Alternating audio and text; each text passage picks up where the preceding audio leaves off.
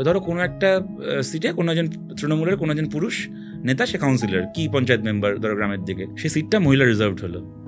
সেই বুথে বা সেই ওয়ার্ডে তৃণমূল কংগ্রেসের হয়তো 15 জন ভালো মহিলা কর্মী রয়েছে, কি 20 জন 25 জন ভালো মহিলা কর্মী আছে, যারা কিনা যথেষ্ট লড়াকু, তারা সিনসিয়ারলি তৃণমূল করে, সব কিছু করে।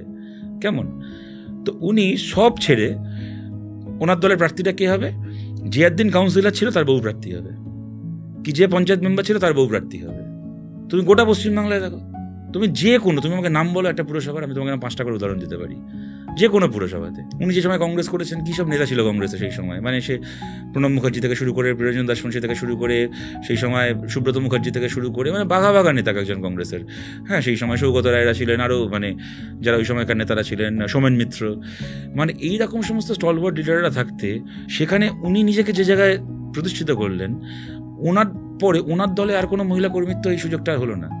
মানে যে ওনারই মতো একটা সাধারণ নিম্নবিত্ত পরিবার থেকে এসে একদম ঘাম ঝরিয়ে রাজনীতি করছে, মানে সে আগে দাদার জন্য দেওয়াল লিখতে হবে, বৌদির জন্য দেওয়াল লিখতে হবে, কেন সিটটা রিজার্ভ হয়ে গেছে, বা দাদার বদলে বৌদি দাঁড়াবে। এবং এটা কিন্তু গোটা পশ্চিমবাংলায়, মানে তোমার তুমি কি পঞ্চায়েতে বলো, কি পুরসভায় বলো, আর কি তোমার বিধানসভায় বলো।